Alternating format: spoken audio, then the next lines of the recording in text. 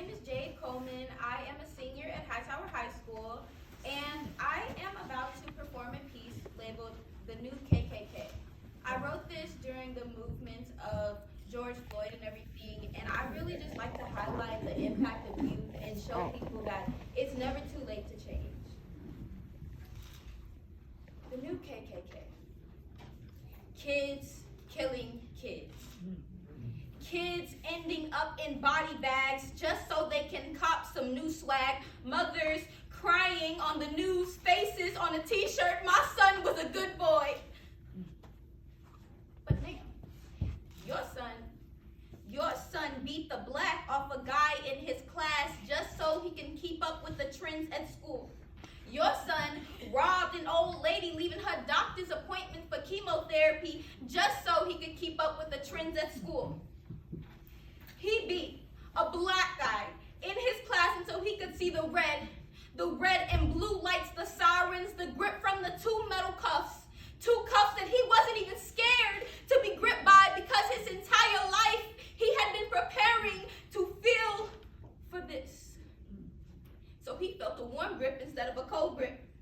I'm sorry, let me stay on track here. Mothers crying on the news, faces on a t-shirt, my son was a good boy. The new KKK. Kids killing kids. He 15, 16, 17 with a 9, but that's what they call real. And he feel like he gotta prove himself, even if that means he gotta kill. He can't break the deal that he made with his mother, that he would take care of his brother because he didn't have a father that never loved him, and his father never taught him that there would be more to life. More to life than drugs, guns, and violence. Nobody told him that he had something to live for. I'm sorry for getting off track, but do you see the connection? Like the preschool to prison pipeline, like the stories we hear on Lifetime. Now he's facing a lifetime sentence because he felt he had nothing to lose and nothing to live for. And just know that even though that he's a boy, know that he still cries. Nobody cares about our boys until they mess up and go viral.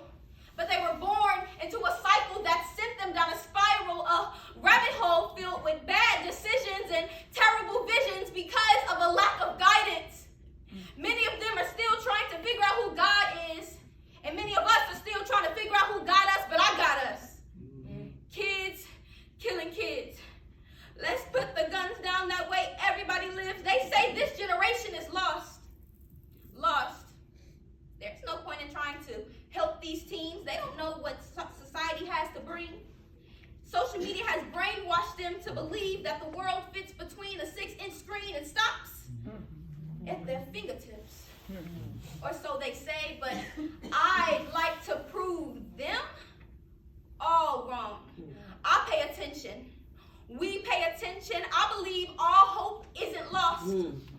You see, to have hope is to have faith. To have faith is to have hope. To have hope that our world is never too damaged to be fixed, and to have faith that our youth are never too lost to be found.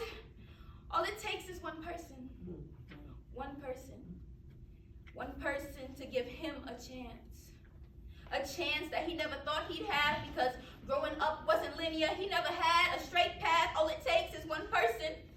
One person to care about the things that she never shared, and fear that life never became very fair. It just takes one step, one chance, one dream, 1 ounce of hope, one person to believe. Do you see the pattern?